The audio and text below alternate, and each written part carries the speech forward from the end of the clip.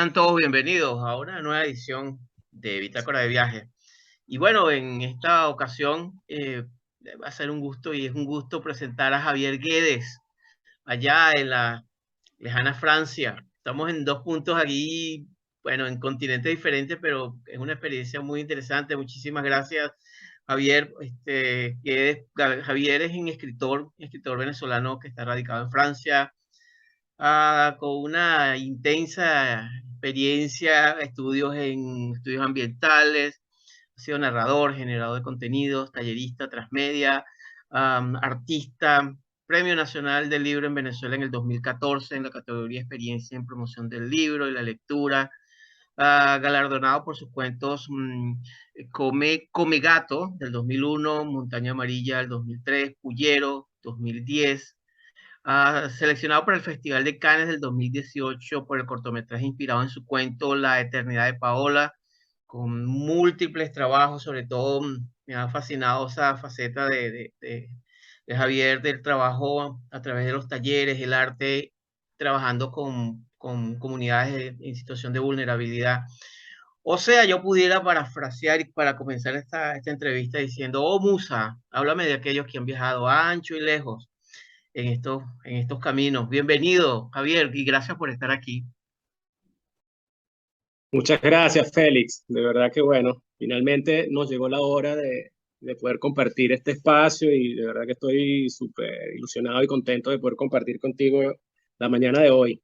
Gracias, gracias, que por cierto, para mí es de noche. Estamos en dos, estamos en Ah, bueno, una maravilla. una Qué maravilla, contraste. una Esta maravilla. noche, esta noche de día.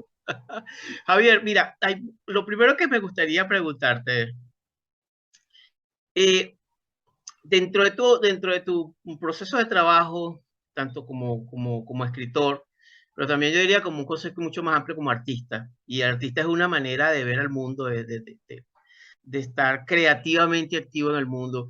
Hay un concepto que me viene a la mente, que es el de creatividad. Cuando uno habla de creatividad, se cree que la creatividad es así como que algo que viene de las estrellas, o que hay personas que están destinadas a la creatividad. Yo más bien pienso que la creatividad es un concepto que tiene que ver con la vida cotidiana, con la capacidad de hacer las cosas de manera diferente. Y ahí yo quiero preguntarte, iniciando esta conversación, eh, ¿cómo es tu proceso de ser creativo? No necesariamente escribiendo, sino en la vida cotidiana. ¿Cómo activas tú la creatividad en tu vida? Bueno, sabes que aprovechando de hablar sobre la creatividad, muchas veces en los procesos de formación que llevaba adelante y que bueno, ahorita se encuentran en otro proceso de horneado hasta que vuelvan a surgir próximamente los espacios de escritura experimental, de literatura potencial que he compartido durante más de 10 años. Siempre nos parecía, y eso lo conversábamos con los participantes de cada uno de los talleres, sobre todo durante el tiempo de la pandemia, que la creatividad era más bien un obstáculo. Por eso siempre procuro evitar hablar de ella o señalarla como ese hecho trascendental que cada uno de los participantes que se enfrentan a la hoja en blanco o al lienzo o a cualquier expresión artística tienen casi que el deber obligatorio de sumergirse en ella para poder hacer algo productivo o de interés. Y en ese caso, yo comparto esa idea contigo que la creatividad más es un espacio de existencia, igual que la imaginación. Solo que nos hemos dado a la tarea desde la Cuentonáutica, que es el proyecto de promoción y encantamiento al libro y la lectura a partir de las expresiones artísticas, que es con, digamos, hemos venido llevando adelante todos estos trabajos, que procuramos generar ese espacio de confianza, de libertad, para que esa exploración sea más directa, espontánea y fluida en los participantes que muchas veces creen que están cortos de creatividad. Entonces ahí es donde las herramientas del arte ayudan a sublimar y a desbloquear estos espacios que muchas veces son cognitivos o vienen de situaciones afectivas, emocionales, cognitivas, etcétera. Entonces, bueno, nuestra tarea en ese caso es poder ser ese canal a través de los diferentes instrumentos del arte para sublimar esos desbloqueos. Pero la creatividad y la imaginación siempre la consideramos como un estado de existencia y es definitivamente la vida la que se manifiesta de esa forma en su razón más pura. Interesante eso, porque a veces muchas las personas mitifican exactamente la creatividad como es algo para pocas personas cuando es una herramienta de la vida diaria, es algo que podemos accesar desde muchas maneras, ¿no? Sí, sí, totalmente. Y en el momento en el que uno ya aparta de sí esa idea de creer que no vas a poder cumplir con esa máxima de ser creativo en cualquiera de los días de tu vida, la fluidez y la creatividad nace con cualquiera de los nombres a los que se le asocie. Y bueno, esa es la forma en la que yo trato de relacionarme con ese proceso imaginativo creativo, ¿no? Eh, rindiéndome a los pies de la naturaleza para hibridar o mutar o lo que tenga que suceder en el día. Es el día y son las cosas las que realmente cuando uno pone simplemente atención, las que cobran poder y lo llaman a uno. Javier, me llama la atención que dices que la conexión con la naturaleza. ¿Qué importancia tiene la naturaleza en tu proceso de crear, cuando estás escribiendo, por ejemplo, cuando estás en un proyecto creativo, en un proyecto de trabajo? Bueno, fíjate, desde muy joven estoy conectado con la naturaleza de diferentes formas, ¿no? Desde un espacio muy natural, familiar, y luego desde el punto de vista académico, porque bueno, me tocó cursar la carrera de estudios ambientales durante 5 años y después hice estudios de maestría en geomática y tuve más de 10 años de experiencia en este mundo y eso quedó allí sembrado y sellado y, y me gusta mucho la idea de poder generar ese espacio de analogía entre lo que son los ecosistemas naturales y el mundo del arte, de la narrativa, y por eso muchas veces los programas de escritura creativa o de narración tienen mucho que ver con el sistema de funcionamiento de un ambiente natural. Mm, qué interesante eso, ¿sabes? Que me parece fascinante, ¿no? Desde la geomática, los estudios ambientales y la danza con el arte. Y sabes que me recuerda mucho, es un poco unos trabajos y sobre todo el planteamiento de muchos sobre, por ejemplo, la comunicación en el bosque, en el ecosistema, por ejemplo, desde las plantas y de los árboles entre sí, cómo se relacionan cuando los que no somos del área, muchas veces vemos un árbol y lo vemos, o vemos varios árboles y no tenemos realmente la conciencia de esa conexión que hay, esa profunda comunicación que hay en todo ese ecosistema que está vivo, ¿no? Sí, sí, esa idea es fascinante, la de los árboles como factores sociales y esta posibilidad que tienen a través de sus raíces y los hongos que viven allí y conviven para mantener una relación abierta y de comunicación que a veces llega a distancias increíbles y que pueden hasta predecir un incendio. Por ejemplo, esta idea me motivó a mí luego a hacer programas o diseñar espacios de formación donde este tipo de funcionamiento podían ser comparables con la narrativa transmedia, ¿no? En cómo se manifiestan las historias, en cómo se bifurcan según los formatos y los soportes en los que se mueven, tal cual como un árbol es tan importante y un bosque o un bosque de galería para la presencia del agua en un cauce natural, por ejemplo, en una red hidrográfica. Y al mismo tiempo recuerdo, y en estos días estaba conversando con mi esposa, que desde muy joven, cuando incursioné en el mundo de la geomática, ahora haciendo una retrospectiva, me di cuenta que esto del dibujo de la red hidrográfica, de las curvas de nivel, para mapear un polígono o un mapa de vegetación en cualquier parte de Venezuela donde tuve la oportunidad de trabajar, era un espacio imaginativo y creativo impresionante. De hecho, tú ves un mapa con una red hidrográfica bien puesta y es una obra de arte total. Entonces, Qué maravilla. poco a poco, con el tiempo me he dado cuenta de que nunca me he separado de este oficio, de los estudios ambientales, cuando comencé, digamos, a poner en marcha esta idea de la carrera artística como escritor, como artista visual, siempre está muy presente. Y bueno, últimamente con el proyecto de fotografía digital de los arrastres, que vengo haciendo, bueno, esta idea de retratar no nada más la ruina, sino ver en los muros, en la calle, la grieta, la fisura, pero también el paso del tiempo, pero sobre todo para ver las capas superpuestas, porque Wow. creo que desde muy joven, cuando comencé a trabajar con los mapas, que de alguna manera tienen que ver con esto de los layouts que uno va incorporando para que el mapa vaya creciendo y tú prendes la capa de la red hidrográfica y prendes la capa de los polígonos de vegetación y luego los de centros urbanos y el mapa va mutando, va creciendo y se apaga y se prende, es interactivo. Entonces, esa misma motivación creo que es la que me está tocando a la hora de enfrentar este proyecto de los arrastres, cuando veo en un muro, en una calle, todas estas capas superpuestas. Fascinante, Javier, porque acabo de terminar de leerme un ensayo que me parece brillante. Se llama Un paseo por los limbos, de una artista española, de una escritora española que se llama Ana Adel. Te voy a mandar los links de una entrevista de ella. Ya da pocas entrevistas, pero hay una particularmente. Maravilloso. Es porque tiene que ver precisamente con los umbrales y las fisuras.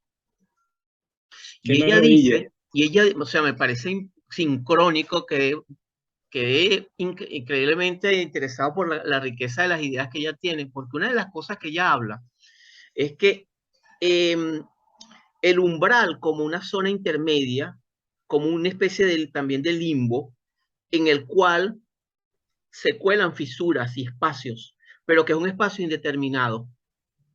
Por ejemplo, y entonces da una serie, por ejemplo, es un espacio indeterminado, puede ser una frontera, la frontera española, francesa, la colombo-venezolana, pero también un intersticio puede ser un umbral, arquitectónicamente en un espacio, en una fisura que se abre y deja entrecorrer la luz, ¿no? Y al final dice que ella habla mucho de los habitantes de los umbrales,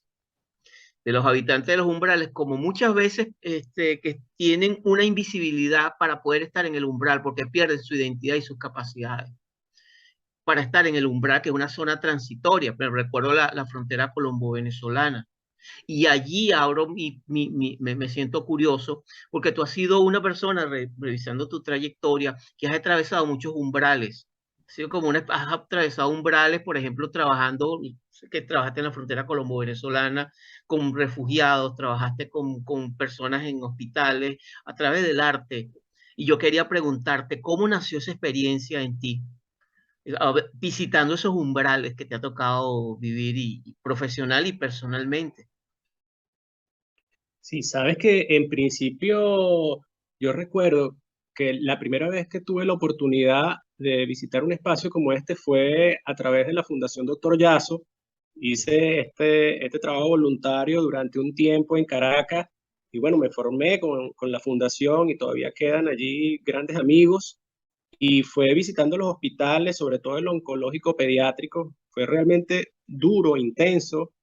Al principio teníamos mucha ayuda psicológica, después nos damos cuenta que una vez que entrábamos en ese espacio, era otra la energía que se movía y teníamos que desprendernos un poco de esa situación tan pragmática o tan cerrada que nos habían comentado quizás los expertos en la materia de cómo tratar o abordar este tipo de comunidades. Y bueno, yo desde aquel momento que sentí, después de esa primera visita, no recuerdo ahora qué hospital fue, pero la carga emotiva, emocional que tuve, que me llevó a tener como una joroba durante más de 6 horas, el resto del día, Mm. eh, me hizo reflexionar, no nada más sobre el sistema de abordaje de este tipo de comunidades, sino también de la preparación psicológica y práctica que uno debe tener antes de entrar en los espacios, porque definitivamente son espacios donde umbrales al margen,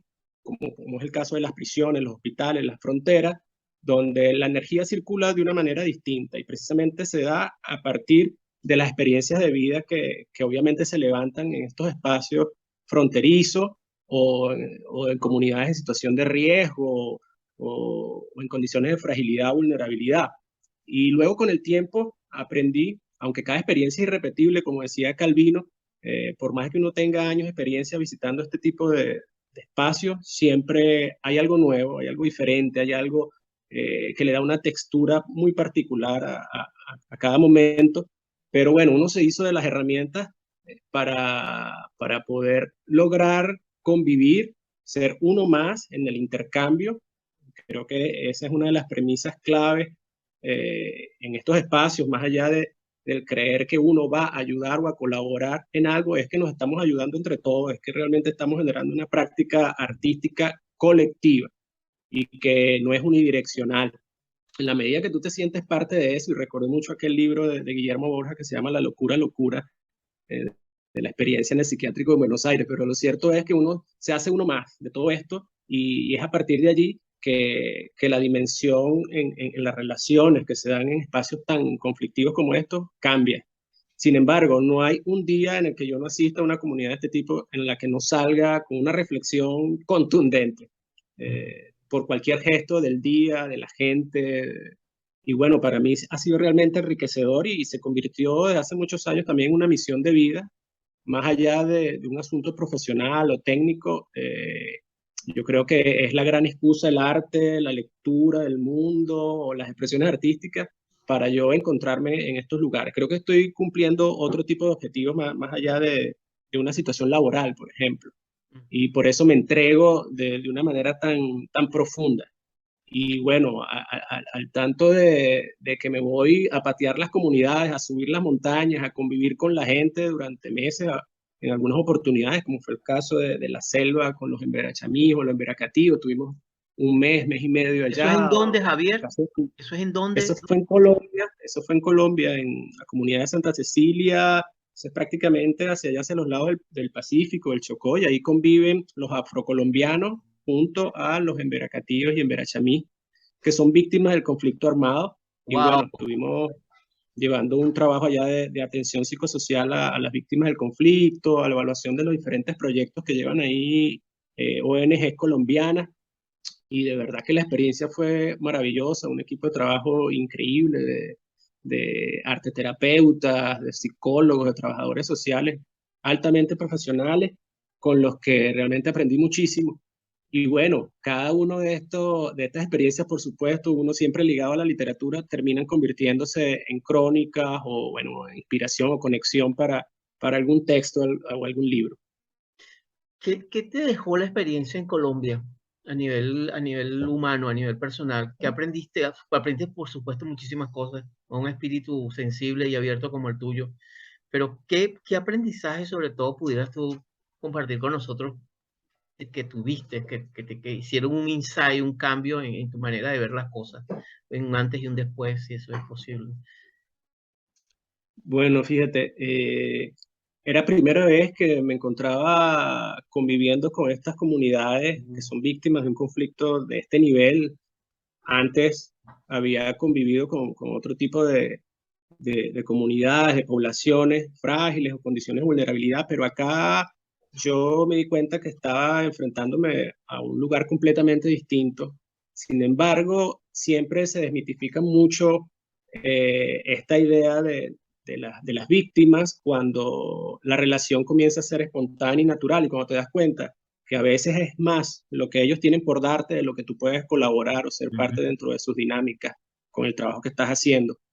Y en la medida que uno se rinde a eso, es tal cual como te comentaba con lo de la creatividad. El momento que uno realmente se rinde es cuando surgen todas las oportunidades. Y ahí me di cuenta que esta gente tiene mucho que dar, inclusive desde el silencio, inclusive desde la posibilidad de decirte que no quieren continuar ahondando en el tema del conflicto o de sus experiencias desfavorables con el tema del desplazamiento forzado, de la guerrilla, de los paramilitares.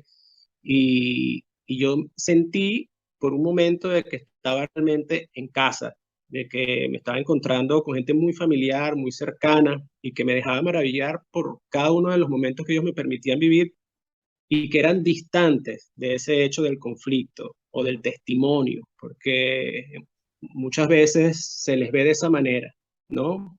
Vamos a atender, vamos a hacer atención psicosocial, vamos a colaborar, vamos a ayudar a la gente que la está pasando mal. Y bueno, cuando uno cae también en esa relación, producto también de un hecho muy espontáneo, muy natural, que uno de hecho no lo percibe tan claramente, te das cuenta de que son ellos los que realmente te están dando una gran lección. Sobre todo cuando ves cómo logran salir adelante de forma muy autónoma después de haber vivido lo que ya tú sabes que vivieron, y más lo que todavía no sabes, y que todavía queda allí, digamos, como en un subsuelo inconsciente que está muy presente en cada una de las personas que han sido víctimas de conflictos como este, y que sin embargo salen adelante con su familia, llevan a sus hijos a la escuela, buscan el sustento diario de cualquier manera. Entonces, el aprendizaje realmente es el que todos somos uno. Qué interesante eso que me estás contando. ¿Sabes qué? Javier, hay un trabajo eh, que se llama, la traducción está en inglés, se llama The Broken Spirit, de los espíritus rotos. Es un abordaje sobre refugiados y desplazados, precisamente, ¿no? Y cuando no me viene a la mente varias ideas, porque, por ejemplo, el caso que hemos tenido, la tragedia que hemos tenido en Venezuela con tantos venezolanos que han tenido que salir de Venezuela por condiciones que los venezolanos sabemos, y que no todos salen por un aeropuerto, muchos salen desplazados, salen huyendo, enfrentarse con condiciones que me recuerdan mucho el viaje del Salmón, contracorriente y esperando sobrevivir a los osos que están esperando, ¿no? Y sobre todo, eh, yo he viajado mucho por América Latina y conozco mucho de las fronteras entre intersticiales, esas zonas umbrales. Y esas zonas umbrales, como tú bien describes, son zonas de conflicto, donde prosperan mafias, narcotráfico, prostitución, trata de mujeres, etcétera, etcétera. Y muchas veces el precio que pagan este portal, el portal entre Estados Unidos, que son y Tijuana, toda esta zona complicadísima, generalmente las fronteras tienden a ser así, zonas complejas de transición y de paso. Y me llama mucho la atención porque, por ejemplo, el caso venezolano, hay tantos venezolanos que están viviendo estrés postraumático, que es un tipo, un trauma psicológico a un nivel tan profundo que tiene un impacto muy profundo en su manera de procesar información. Eso a veces no se toca, es un tema que, porque hay mucho desconocimiento también. Y me maravilla también el hecho de que el ser humano, a pesar del dolor, es capaz de trascender y capaz de buscar los espacios intersticiales, esos, esos umbrales para salir al otro lado, ¿no? Y que en medio de eso también tengamos herramientas como el arte, como el contar historias, como el contar nuevas narrativas para llevar esperanza y, y, y fuerza en muchos casos, energía que necesita la gente para enfrentar los tamaños desafíos que implican esas experiencias. Cómo lo ves tú? Sí, no, bueno, ahora que a nosotros nos tocó vivir la experiencia en carne propia, siento que tiene uno como otra dimensión a la hora de interpretar todo el tema migratorio. Porque bueno, yo lo había conocido también desde la frontera, pero bueno, haciendo diferentes tipos de abordajes con ONGs, con fundaciones, con organizaciones, con la cuentonáutica, pero siempre como ese tercero que llega a investigar, a procurar generar un espacio de formación, de encuentro para saber qué está pasando, qué pasó, cómo la visión prospectiva de quien vive un momento como ese, pero ahora que nos tocó a nosotros vivirlo, siento que realmente uno nunca está del todo preparado para un cambio de este nivel, a pesar de que uno ha tenido quizás condiciones favorables a la hora de llegar a, a otras tierras posibles. eh, Esa sensación de ese árbol que le quita su espacio Ujú. con todo y raíces para ser resembrado, si es posible, en otro jardín, en otro bosque, no es un proceso sencillo.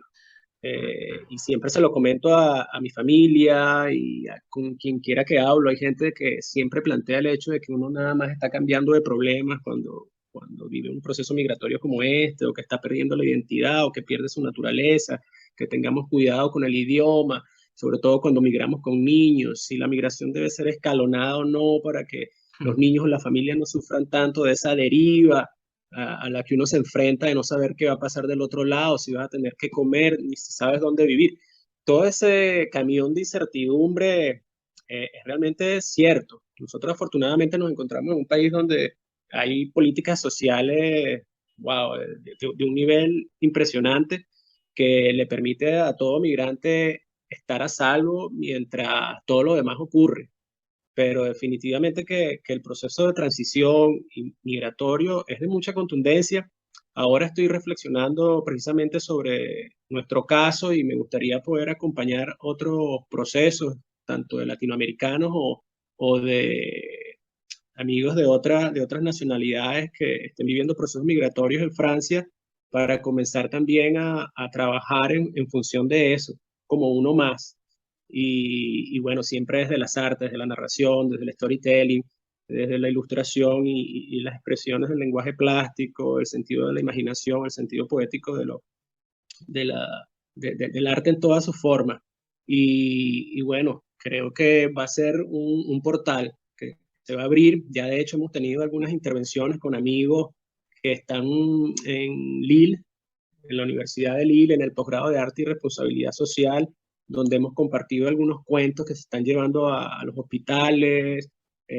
Tuve una participación ahora para una prisión en Granada, también con uno de los textos que estoy escribiendo y que están siendo parte de una confluencia de artes musicales, sonoras y circenses que están caminando por estos senderos.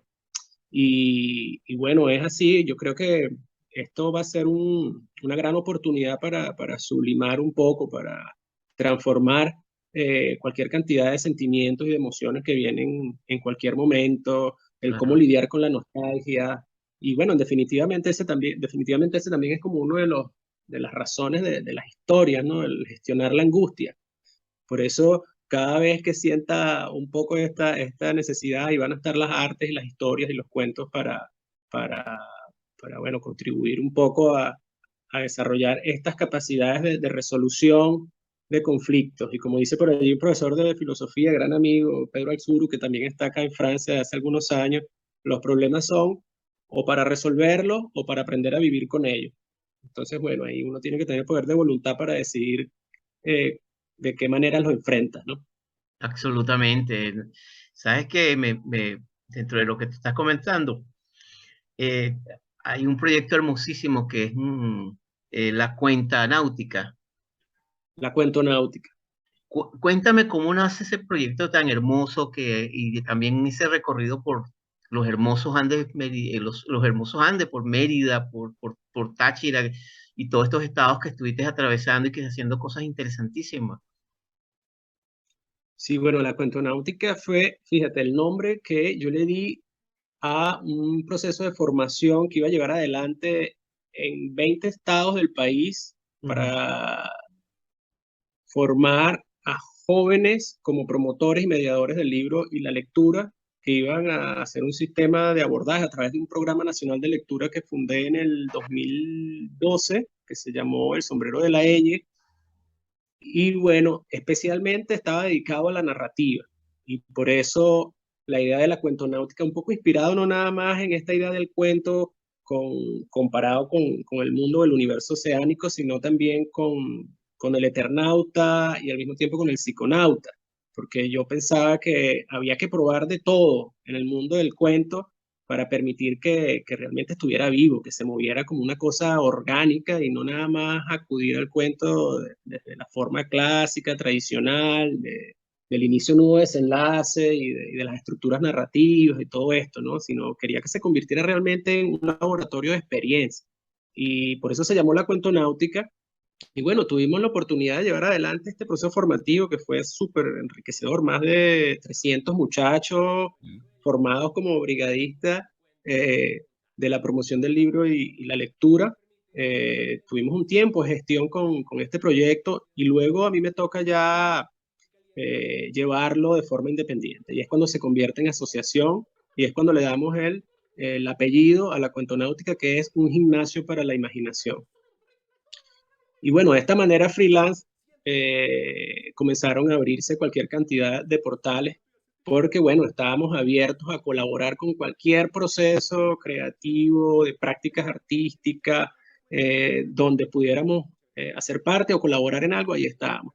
Y bueno, fue cuando se dio toda esta experiencia de visitar las comunidades de alto riesgo social o en condiciones de vulnerabilidad en diferentes estados del país. Y la cuentonáutica, como te digo, es un proyecto familiar. De hecho, mi esposa también forma parte de él y es una pieza fundamental en poder sostener una iniciativa de este tipo que en la Venezuela de los últimos años no fue nada sencillo. Sin embargo, estuvimos siempre de pie y sosteniendo esa energía y andando con ese barco hasta el último de los días que estuvimos allá. De hecho, la última intervención, que fueron más de 80 presentaciones a lo largo ya hecho del estado Mérida, eh, fue 2 días antes de partir a Francia. Es Ujú. decir, esa yo sentí que fue como una especie de despedida, pero al mismo tiempo como de anclaje emocional con respecto al proyecto, porque hemos vivido en estos 12 años eh, diferentes nacimientos, ¿no? Hay días en los que tú tienes la moral baja y crees que, bueno, que la dinámica del país no te va a permitir sostener un proyecto de ese nivel y con las características que nosotros le estábamos otorgando, pero siempre el empeño y el entusiasmo y bueno, esa terquedad incesante y crónica nos permitía mantenerlo a salvo. Por eso la cuentonáutica también es una misión. Y acá en Francia hoy día nos encontramos precisamente en ese momento de reconstrucción, de repensar, de decantar muchos procesos para que vuelva a surgir, no sabemos convertida en qué, pero la experiencia de la cuentonáutica en Venezuela, wow, fue única, irrepetible, de mucha conexión. Y como te digo, desde hacer trabajos en hospitales, Lluvia, prisiones, Rogelio, escuelas, brillo de esta universidades, mañana, refugios, donde barrios, contigo zonas nace populares. el de Eh, coral, de hecho, al surgió donde las en el hojas del rey 2018 la salen Visiteca, para que era que este la proyecto de mañana no biblioteca llegue móvil en bici, tarde. y que Al fue un donde gran el desafío coral porque del imagínate llevar al menos unos Nunca 20 kilos detrás de la Ay, bicicleta en una ciudad como Luisiana, Mérida, con tanto subida y tecate. con unas pendientes impresionantes, exigía estar realmente en forma. Y sin embargo, bueno, tuvimos la voluntad de hacerlo conjunto a la suma de voluntades y las visitas y los espacios de creación, de talleres y de vinculación del libro con esta zona fue realmente de gran receptividad y por eso siempre teníamos ese gusto y esa necesidad de que el proyecto tenía que mantenerse y cobrar cualquier dimensión y convertirse en cualquier cosa. Realmente también fue un gran laboratorio de incubación de ideas que constantemente estaba en movimiento. Y era la única manera de subsistir y de reexistir en una comunidad como la venezolana, en este caso especialmente en Mérida, aunque nos tocó movernos siempre por muchos espacios en distintos estados, esa era la energía que tenía que privar, la de la curiosidad, la constante reinvención y proposición de cosas. Lo último que hicimos fue dirigido por Ediguer, por mi compañera, que fue el programa AVE de artistas venezolanos con niños en el atelier de la cuentonáutica, que se convirtió prácticamente en un espacio de encuentro dentro de la casa y ahí llegaban todos nuestros visitantes Mm. a ser parte de una experiencia donde los artistas venezolanos ya no eran nada más esa cosa inalcanzable o de la cual había que tomar cierta inspiración para replicarlo en el papel, sino que allí trabajábamos desde el anecdotario, desde el frasiario, desde la ritualidad de los procesos artísticos de cada uno de estos artistas. Y pasamos por Reverón hasta Carlos Serpa, Javier, Franco. un poco dentro de toda esta experiencia que tú has tenido, hacemos un giro en este paseo por los limbos, parafraseando a Ana y de tus limbos, de tus fronteras, el tema de la escritura. Hay una cosa muy interesante que me parece que aparece en ti, es que, bueno, por supuesto tienes una cantidad de cuentos infantiles, pero no solamente te has quedado allí, sino en ese género, sino me comentabas también que ya desde el 2016 venías trabajando, ya estás trabajando más con cuentos de historias de adultos.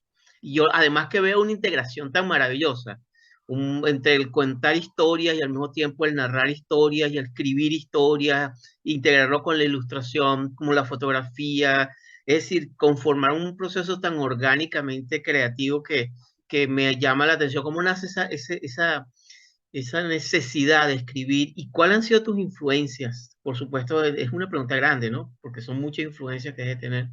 Pero un poco podrías hablarnos de ese proceso, ese atravesar de esos limbos y de esos umbrales hasta ser la persona que está haciendo ahora.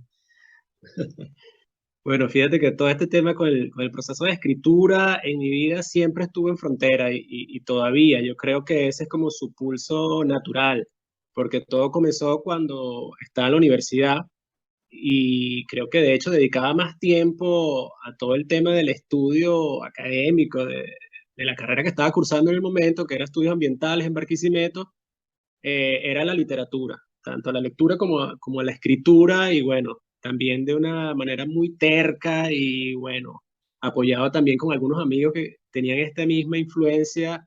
En los años 98, 99, estábamos en la universidad regando cuentos por todos los pasillos, casi que obligando a la gente a que los leyera. Era una cosa, era un régimen totalmente, lo que tenían los estudiantes de la universidad, y especialmente quienes estudiaban con nosotros, porque, bueno, ahí estaba el poeta Ali Ferrer, que luego, bueno, se dedicó a otra cosa, pero él hubiera sido realmente un duro de este mundo, porque de verdad que tenía un trabajo literario impresionante, y junto a él llevábamos este régimen de la universidad, con el tema de obligar a la gente a que leyera lo que estábamos escribiendo, y al mismo tiempo con las lecturas, con los recitales, tanto en la universidad como en la calle, en la ciudad, en los bares, en los cafés, en pizzerías. Se convirtió también para nosotros en una afición tremenda, en paralelo a nuestros estudios de ecología. Eso surgió y bueno, se convirtió después en una especie de movimiento que tuvo mucha vida. Luego sí se interrumpe un poco una vez que me gradúo y que comienza ya toda la hazaña de llevar el ejercicio de la carrera de la ecología en el país. Y es luego que retomo en el 2012, 2013, este camino, pero enfocado a, a literatura infantil, porque bueno, en el 2010 nace mi primera hija y bueno, fue también como una necesidad muy natural que surgió en mí la posibilidad de comenzar a contar para ella. Y allí se da esta experiencia del disco Pacíficos y la Mutante, que también estuvo nominado al Premio Nacional del Libro en la categoría Formato Innovador, porque fue llevado desde el audio, con un universo sonoro hecho por el maestro Lino Cando, con una sutileza y un trabajo ahí quirúrgico impresionante.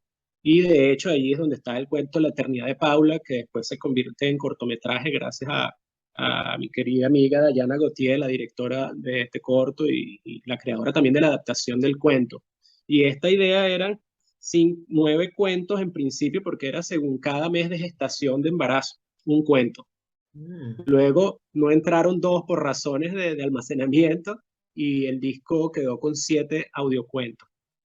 Y bueno, a partir de allí comienza también mi exploración con este universo del libro álbum, del libro ilustrado, y bueno, nos convertimos también en fanáticos de este universo y coleccionistas de libros para niños. Y bueno, es a partir de allí también que surge la cuentonáutica, el atelier, la biblioteca, y bueno, que hoy día está en Venezuela. Son más de 1.200 títulos de literatura infantil y juvenil que están allá, un tesoro que apreciamos muchísimo, y bueno, ojalá podamos reunirnos con estos libros algún día. Y bueno, nada, a partir de allí todo comienza a cambiar y doy un giro y bueno, vuelvo otra vez a la literatura en general, digamos, sin desglosarla si es para niños o no. Pero bueno, que abordaba otros temas, otras experiencias, y es allí donde, bueno, comienzo a concursar, a ser parte de festivales, de ferias, logro tener algunos galardones, y eso también le da a uno como un espaldarazo, y también te llega como la reflexión de que, bueno, ¿qué está pasando en este proceso de escritura que estoy llevando adelante? Creo que hay que continuarlo, y bueno, también sin mucha presión y sin mucho apuro, he permitido también que se decanten muchos procesos para que la literatura y la escritura surja en su momento, aunque de la pandemia para acá, de verdad que fue un despertar increíble, que bueno, hasta el sol de hoy no he parado. y bueno, hay varios libros allí en camino de crónicas. Me he mantenido publicando con la gente de Orsay en Argentina, algo en 5.8, Ablucionistas en México, la revista Oceanum en España, donde, bueno, publico crónicas y cuentos. Y bueno, ahora que próximamente ya estamos ahí cocinando el libro de la Edad del Búfalo, de unos 12 cuentos, que bueno, ojalá pueda ser ya el 2023 el año en el que aparezca el libro, y bueno, ahí los mantendré informados. ¿Qué representan las edades del búfalo para ti como creación? Mira, la Edad del Búfalo es uno de los cuentos que está dentro del libro y fue una experiencia que yo considero psicomágica con mi suegro, quien es en este caso el búfalo, porque siempre le gustó esta idea de criar estos animales que también tienen una gran enseñanza. Y a partir del vínculo que tengo de manera directa y familiar con mi suegro, que ya falleció, y este es una especie de homenaje también a su vida y a su forma de relacionarse con la naturaleza y con los búfalos, que se da un poco esta idea, ¿no? Sin embargo, la experiencia fue una vez que él comenzó a vivir un proceso de deterioro mental, que comenzó a indagar en una idea de manera insistente sobre el hecho de que a él lo iban a condecorar y lo iban a premiar el gobierno de Estados Unidos porque había participado en los cuerpos de paz y le iba a entregar un cheque de $1 millón. Y bueno, nosotros tuvimos que convivir un tiempo con esta idea, mi esposa y yo, y estábamos viendo de qué forma podíamos trabajarla para poder, bueno, no neutralizarla, pero sí que ambas partes quedemos en paz con el tema.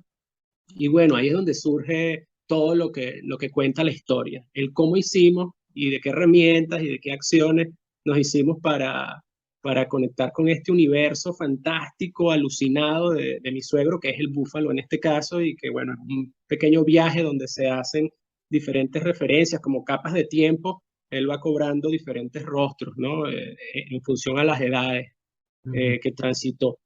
Y entonces, bueno, de allí se da un poco esta experiencia de la edad del búfalo y a mí me da pie a seguir contribuyendo con esta idea de cómo relacionar el tema de la naturaleza, los elementos naturales, la geología, las cuencas hidrográficas y sus relaciones interespecíficas con el mundo de la literatura. Porque fíjate que también el libro de crónicas se llama La noche de la planta y también tiene que ver con el mundo de las plantas de poder, por ejemplo, ¿no? Y es uno de las crónicas que está dentro del libro. Ese también está en proceso. Entonces a mí me encanta esta posibilidad de que esté siempre presente el imaginario bucólico, muy de la tierra y de la fauna, por más de que sea también una fauna fantástica que esté presente en los libros. Pero bueno, en definitiva sí, la escritura ha sido un proceso de hibridación y de mutación permanente, de reinvención, y a nivel de influencias he pasado por muchísimas capas, tal cual. Desde la generación beat con la que uno se crió cuando yo tenía unos 14, 15 años, que no dejábamos de leer a Kerouac y a Ginsberg, y a reírnos y a ensoñar con Neil Cassaday y con los personajes que surgían de estas historias, de William Burroughs. Y de ahí en adelante, bueno, comienza también una diversidad de cambios y de contrastes que a mí me ha parecido súper interesante porque desde un manual de microondas hasta una obra célebre puede significar para mí un hecho detonante y creativo a la hora de enfrentarme también a la escritura. Pero en definitiva la lectura siempre ha estado allí y me encanta poder pasearme por ella con espontaneidad, con naturaleza, con ese sentido que es muy espontáneo, que no es bajo la presión de creer que tengo que leer esto para algo, que es el mero placer. Y es allí donde se encuentra, creo que realmente la fuente para que luego ocurran otras cosas a nivel de la escritura.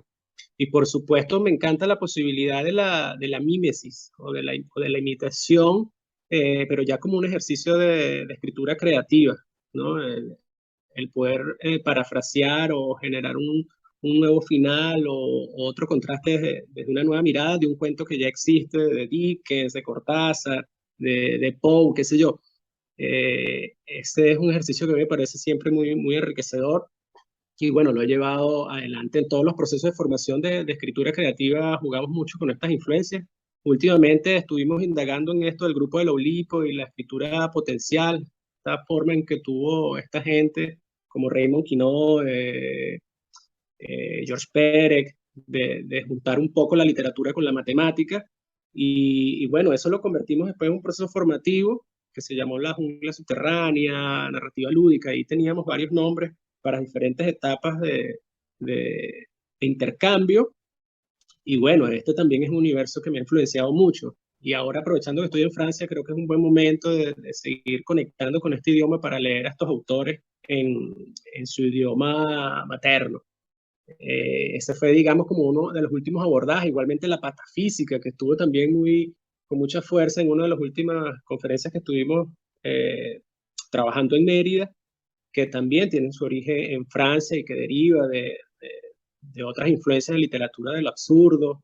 Entonces, bueno, uno se mueve con facilidad en todos esos medios y con mucha libertad, rindiéndome siempre. Hay veces que sí, los libros y los escritores llegan como con más frecuencia y como desde un mismo lugar, según también lo que estés abordando, trabajando en ese momento, ¿no? Por ejemplo, ahora me encuentro leyendo cómics e historietas porque es una grandiosa forma de encontrarse con un idioma. Y bueno, en este caso me toca leer a Alessandro Tota con Terre de Aquay, y es un hermoso libro que también toca el tema de la migración y bueno, lo disfruto igual. Por eso te decía que, bueno, desde el género de la revista, el cómic, el bande dessinée, como le dicen acá los franceses, hasta las novelas y los ensayos periodísticos, crónicos, en fin, siempre hay un montón de cosas que llegan y yo me dejo atrapar por todo. Aunque es un libro. Todo esto que me hablas me llama mucho la atención, porque fíjate que hermoso. Hay varias cosas que confluyen en la conversación que estamos teniendo, pero previamente revisando tu Instagram, que me parece una fuente riquísima de trabajo, me ha llamado mucho la atención, Javier, el elemento ritual, de los rituales. Hay un elemento de integración con los rituales, incluso hay una parte en tu Instagram donde muestras muchos de los hermosísimos trabajos con la cuentonáutica y con niños. Hay una parte, creo que es acerca de duelos y pérdidas, donde integras música, que parece música chamánica, hay ilustración, los niños están pintando, están escuchando historias. O sea, yo me imagino el hemisferio izquierdo y el hemisferio derecho integrados allí funcionando de una manera hermosísima. Y luego fíjate que hacemos un viaje por tema migratorio, el tema de las fronteras, un poco como todo este viaje que hemos estado aquí construyendo en esta conversación contigo. Y he hecho un alto porque, sabes que hay un autor que es el que tengo acá, que tú lo conoces bien. Eh, Sí, sí, totalmente. yo recomiendo este libro para todos, sobre todo los padres que tienen a sus hijos y que están inmigrando, que están en un proceso migratorio, incluso los que están en casa y tienen familiares que están en otras tierras y tienen la posibilidad de que les manden este libro o que puedan tener este libro. Creo que uno de los libros más hermosos que yo he visto sobre el tema de lo que estamos hablando tú y yo, el tema de las fronteras, el tema de las migraciones, el tema de la vida, de los afectos, de la familia, de la nostalgia, de la esperanza, de la alegría, del viaje, del coraje. O sea, creo que es un viaje enorme, ¿no? Creo que representa mucho esto. Y cuando tú me hablas de lo que estás leyendo, digo, qué sincronización tan grande con Javier, porque me parece que eso es precisamente, me llama mucho la idea de Joseph Campbell con el viaje del héroe, ¿no? Todo ese recorrido que vamos haciendo hombres y mujeres en busca de ese camino, ¿no? Y ahí yo quiero preguntarte, en todo este proceso creativo, como héroe que has estado atravesando umbrales, como el personaje acá de Shantan, que por cierto es hijo de refugiados, él hace esto en Melbourne, Australia, y le dieron un grant por 5 años para que se dedicara a investigar este trabajo donde es el tema de la migración. Es un libro, pero hermosísimo, del viaje del inmigrante. Y una de las cosas que yo creo que más hermosa es esa posibilidad de los encuentros con experiencia. Y casi que yo veo este libro y te estoy viendo y de alguna manera me estoy viendo. Yo tengo 16 años fuera de Venezuela. Y es un viaje que entiendo, o sea, cada palabra que tú dices, no es que la reflexiono de mi hemisferio izquierdo, sino que me hace resonancia todo lo que tú haces en tu viaje. Y ahí donde yo te pregunto, en este momento, ¿qué cosas has descubierto de este viaje maravilloso que tú has hecho? Es un viaje hermoso con tu familia en Francia, en este momento. Esta nueva identidad que está emergiendo en ti, porque hay una nueva identidad que evidentemente está emergiendo. Sí, efectivamente. Es un proceso complejo, como tú dices, y yo estoy en una etapa que es muy reciente, no tenemos todavía ni siquiera el primer año cumplido acá en Francia, y sin embargo ya, bueno, es como adoptado ciertos criterios sobre cuál debe ser la postura o la forma de mirar y relacionarse con este nuevo universo, en esta tierra posible, que vaya más allá de esa transición, esa fisura, ese limbo, esa pérdida de identidad o la presión que pueda surgir de cualquier manera de personas, de artículos de la prensa misma y la forma en cómo mira la migración, la que determinen qué debo hacer o cómo debe girar mi vida en un proceso de transición como este. Entonces, vuelvo otra vez a la rendición a partir de una claridad de propósito. Cuando uno tiene esa intención sobre cuál debe ser el camino, así lo desconozcas, así estés en una arena movediza, si hay claridad de propósito y de intención, yo creo que los dragones abren espacio para que uno pueda conducir y recorrer un camino real, de fuerza. Y más allá de incertidumbre es el querer creer que todo lo cierto es bienvenido, cualquiera que sea su color, de luz y sombra y todos sus matices. Pero en la medida que uno se rinde ante esa fuerza que es mayor, yo creo que uno se mantiene en un estado de mayor estabilidad, que es el que me encuentro ahora. Una vez que veo que es una tierra fértil, llena también de problemas, de incomprensiones, de miserias, pero que es todavía una tierra posible, como lo es Venezuela, de hecho, y te lleva a pensar, bueno, cuáles son las nuevas oportunidades que surgen aquí a partir de ese ser en transformación que no sabemos realmente qué características va a tener en su perfil de salida, digamos. Sabemos más o menos en qué estábamos convirtiéndonos cuando llegamos, pero el resto, yo he dejado a un vuelo muy libre el saber o el querer creer que va a pasar algo en mi identidad. Y bueno, algo que sí está muy claro es la posibilidad de seguir construyendo, contribuyendo a partir de las artes en las comunidades de riesgo y en comunidades de situación de fragilidad o vulnerabilidad. Y bueno, por eso estamos como empeñados en que la cuentonáutica tenga que recobrar otra vez su sentido y renacer en este espacio, en Francia en este caso, y bueno, lo estamos viviendo con tranquilidad, con paciencia y bueno, reconociendo de que si estamos aquí es para algo. Entonces, ese para qué, que es realmente una gran diferencia, cuando uno aprende realmente a diferenciar el por qué del para qué, es lo que te da pie a la emoción esa, que es como una pulsión de vida para quien sueña, para quien quiere seguir construyendo, para quien edifica. Entonces, bueno, ese proceso de transformación y de cambio está en pie.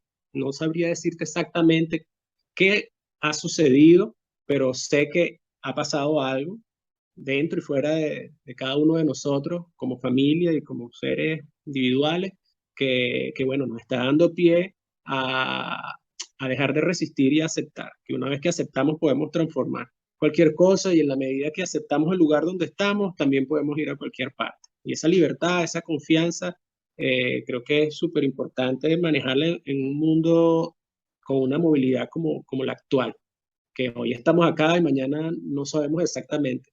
pero bueno, igual estamos llenos de mucha gratitud con este país, con la gente, y todos los días, fíjate, Félix, nos han comentado a veces la gente, la calle, los mismos artículos de prensa, que bueno, que quizás podemos encontrarnos con cualquier cantidad de dificultades en las instituciones, en los organismos, en las fundaciones, pero nosotros todos los días nos levantamos con un entusiasmo impresionante y con la cara bien lavada, con mucha dignidad, nos vamos a la calle, pero siempre con la voluntad de estar bien.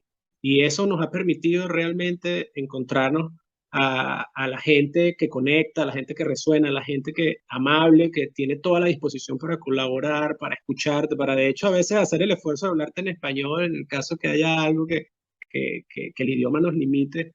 Y de verdad ha sido enriquecedor el poder saber eso también, ¿no? Eso es muy interesante. Javier, mira, hay algo que me gustaría compartir contigo acerca del tema migratorio, ¿no? Eh, mi propia experiencia de trabajar con inmigrantes y de refugiados de diferentes partes del mundo me ha hecho encontrar una reflexión que a mí me ha ayudado mucho en el viaje, mi propio viaje personal, ¿no? Entonces me voy a dar la libertad de compartir esto contigo y bueno, con los que nos escuchen. Eh, Cuando uno tiene un proceso migratorio, muchas veces pasa que el proceso migratorio implica también el nacimiento de una nueva identidad psicológica. La identidad psicológica tiene una serie de elementos, sería muy largo explicar, pero sí es algo como que hay una parte de ti que está naciendo y hay una parte, hay una identidad que tú traes, por ejemplo, que traes de Venezuela, que tienen que ver con, por ejemplo, mira, en el hecho de que tú llegaste, por ejemplo, a Francia a una determinada edad, por ejemplo, poner una persona que llegó a los 50 años de edad a un país y que habla árabe, por ejemplo, y que se llama, tiene un nombre. Al llegar a un país, incluso con un diferente lenguaje, una de las cosas que cambia es el nombre, porque la pronunciación nunca va a ser exactamente igual a la de tu país de origen. Pero eso es Ciertamente. algo muy interesante. Es muy interesante porque, por ejemplo, los que vivimos en culturas que no tienen nuestro lenguaje materno, nos entramos con el tema lingüístico, que eso está otro tema. Pero lo que quiero llegar como punto de iniciativa es que hay una parte, por ejemplo, yo tengo 16 años viviendo en Australia y tengo 55 años de edad. Hay una parte mía, cuando yo llegué a Australia, em, en el cual esa parte mía tiene una edad, que es la edad cuando yo llegué desde aquí, cuando llegué a Venezuela, de Venezuela para Australia. Y hay otra parte mía que tiene 16 años acá, que es una parte que habla inglés, que no se llama Félix, sino que le dicen Felix. Y eso ya es un cambio. Y al principio yo le corregía a la gente, no, no es Felix, es Félix, Félix, Félix, hasta que me di cuenta que tiene que ver con que yo atravesé una zona, atravesé un ritual del pasaje, una zona umbral y entré a otro lugar.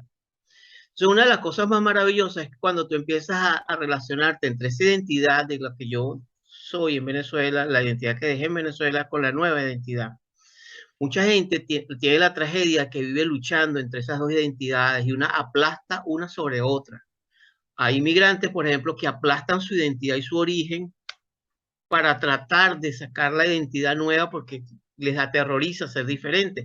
Y pasa lo contrario, hay gente que, por ejemplo, los inmigrantes, de, por ejemplo, cultura puede ser la musulmana, donde se aferran a una identidad que le hacen la guerra a los hijos, no estoy generalizando todo, pero es lo que pasa en casi todos los países donde hay ese tipo de situaciones, o de otras culturas donde persiguen a los hijos para que no se integren o hablen. Por ejemplo, no sé si recuerdan los italianos en Venezuela que no querían mucho que se casaran con venezolanos o que no se hablara. Eso pasaba, pero no es únicamente en Venezuela, eso es algo que es cultural. Pero yo creo que algo muy hermoso es cuando uno, y es un proceso que tiene que ver con el tiempo.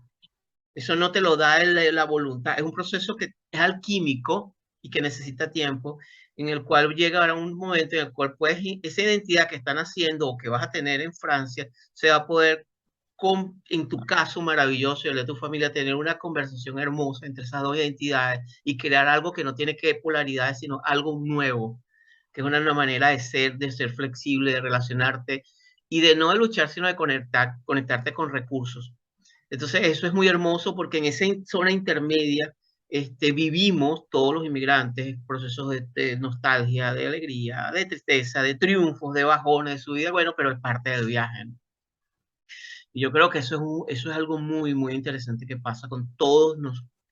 Es muy difícil que la gente, es casi que el viaje del héroe en términos mitológicos en el que describía Joseph Campbell, Totalmente. ¿ves? Y Totalmente. Gracias por compartir esa experiencia, Félix. Porque de alguna manera, cada vez que nos encontramos en este país con quienes han venido antes que nosotros, o con quienes se encuentran prácticamente en el mismo tiempo que nosotros acá, como te digo, cada experiencia es irrepetible y todas estas anécdotas, todas estas capas de información que manejamos desde lo emocional, desde lo afectivo, son enriquecedoras, porque bueno, es como un gran cuarto de los espejos donde comenzamos a proyectar, bueno, un poco lo que somos y eso, pues, ¿no? La necesidad de aceptar el proceso de cambio y de transformación que viene con naturalidad. exacto, Entonces, bueno, sucede también con los niños, con el idioma, cuando resisten, cuando no, cuando se les dificulta integrarse a algún grupo de juego por la limitación de no hablar el francés, qué sentimientos surgen allí y cómo se manejan, ¿no? Entonces, nos estamos haciendo de una serie de herramientas para ver de qué forma armónica podemos llevar adelante ese proceso, ¿no? Pero en definitiva siempre es de ganancia, de, de- de- de enriquecimiento y de contraste. Y creo que esa diversidad es lo que lo hace realmente una experiencia maravillosa y que vale el esfuerzo de continuar. así es, yo estoy totalmente de acuerdo contigo. Y bueno, así como esa experiencia maravillosa en el Festival de Cannes en el 2018 por ese trabajo hermoso tuyo sobre la eternidad de Paula y todo lo que se dio y toda la cantidad de festivales que ha asistido ese cortometraje alrededor en Europa, Estados Unidos, en Latinoamérica. Este, mm, bueno, yo te auguro mucho éxito y sé que lo vas a tener. Es parte, estás equipado con las herramientas para hacer un viaje generativo y eso es lo que de verdad me celebro y me alegra muchísimo. Y darte las gracias, Javier, por la oportunidad de abrir de manera tan honesta y transparente tu viaje. Me ha encantado. No, gracias a ti, Félix, por tender el puente y por generar ese espacio también de confianza y de libertad, que es el que nos permite realmente encontrarnos desde, bueno, desde todas las dimensiones que nos abordan y de las que somos parte, porque no siempre es sencillo abrir un poco ese cofre, ese portal. Sí. De hecho, hace un rato estabas hablando sobre el portal y bueno, quería comentarte antes de concluir que para nosotros el portal es un espacio de sostenimiento que bueno, desde que arrancó la cuentonáutica y yo, como venía un poco de este recorrido de las culturas ancestrales y de participar en diferentes ceremonias indígenas, con diferentes corrientes, busqué la forma de incorporar muchos de estos elementos al ritual de apertura de cada actividad. Y por eso el ritual de la cuentonáutica, que está basado un poco en diferentes instrumentos, sonajas, armónicas, tambores de trueno, entre otras cosas, otros elementos, siempre busca es que todos los que vamos a ser parte de ese intercambio podamos reconocer y ser conscientes de que entre todos nos vamos a ser responsables de lo que va a pasar a continuación. Y bueno, ha funcionado y al mismo tiempo levanta una energía muy propicia a la que yo acudo y que de hecho mi familia siempre ha sido parte, inclusive los niños desde muy pequeños han tenido la voluntad de acercarse a los instrumentos y de ser parte del ritual, y eso es lo que nos ha dejado la gran enseñanza de que en cada uno de los espacios de formación creativos, de prácticas artísticas que surgen desde la cuentonáutica, son un espacio de co-creación.